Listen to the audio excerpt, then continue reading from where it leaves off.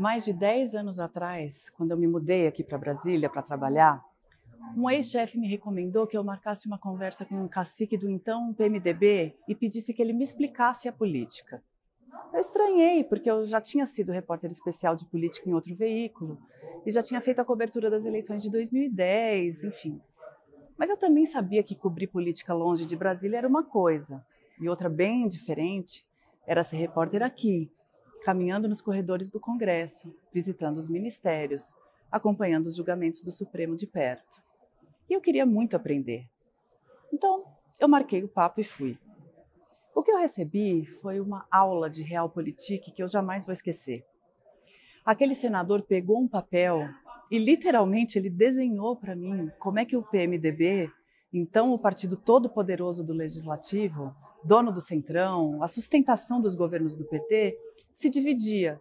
E dividia os cargos que recebia do Executivo e os cargos do Legislativo. Cacique X fica com as nomeações da Petrobras, cacique Y fica com tal lugar na mesa, e assim por diante. Eu lembro que eu fiquei chocada com a candura com que aquele parlamentar tão experiente me detalhava esse fatiamento. Era uma mistura de ingenuidade com um moralismo da minha parte, por não compreender como é que o poder se materializa aqui em Brasília, sabe? Como é que ele vai sendo ocupado. Mas cá entre nós, não dá para ser ingênua, nem pudica para falar de política. A desinformação é uma ameaça à democracia, à sociedade e, em última instância, à vida. Apoiar o meio é uma maneira prática e eficaz de combatê-la.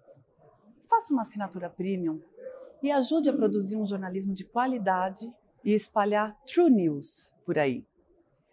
E vamos conversar?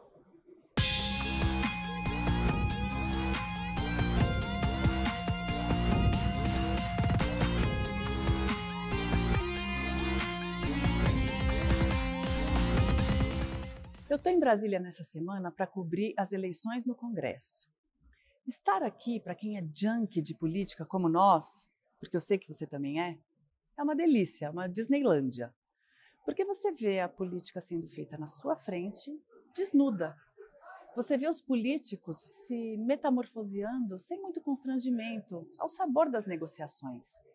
E essas negociações, por mais que sejam tocadas a portas fechadas, acabam ficando bem claras a cada deputado ou senador que cruza na sua frente e conta o que está na mesa. Essa noção de política feita na prática, sem falsos moralismos, o que não quer dizer que tenha que ser imoral, né? E sem cargas ideológicas paralisantes, ela é chamada de realpolitik. Então, a gente chega aqui na véspera das eleições, da eleição das presidências da Câmara e do Senado, com os seguintes cenários. A Câmara, que fica ali, do lado de lá, está vazia, está pacífica, porque Arthur Lira, que é do Progressistas, já é o dono virtual da cadeira, vai ganhar. E ele negociou os cargos da mesa diretora de forma bastante aberta, abrigando tudo que é partido. Republicanos e PL, à direita, ficaram com as vices. União e PT com as secretarias mais importantes, e PSD e MDB com as demais. Lira ainda tem as chefias das comissões para oferecer, e deve levar a indicação para uma vaga no TCU, que está aberta, cargo bem importante para ficar de olho. Empoderadíssimo na legislatura anterior, com aquela artimanha do orçamento secreto e a fraqueza do ex-presidente, né? Lira chega em conteste à reeleição, mesmo com a decisão do Supremo que tirou de suas mãos uma parte das emendas do relator. O Chico Alencar, do PSOL, ainda lançou uma candidatura simbólica para marcar a posição ali na esquerda. Mas nem isso impediu que o Guilherme Boulos, o expoente do partido, fosse ao jantar oferecido por Lira à bancada paulista. Eduardo Bolsonaro, Ricardo Salles também estavam lá. É realpolitik na veia. Daí você vira para o Senado, aqui, para o tapete azul. E o panorama é o oposto. O que parecia ser uma recondução garantida de Rodrigo Pacheco, do PSD, à presidência, ganhou contornos mais dramáticos, mais quentes nessa última semana. Rogério Marinho, ex-ministro bolsonarista, está despontando como uma ameaça real. É claro que faz parte da estratégia dos candidatos inflar os números para contaminar os ânimos. Mas conforme se vai ouvindo o tom das conversas, percebe-se que há realmente um clima de crescimento da campanha de Marinho. E por quê?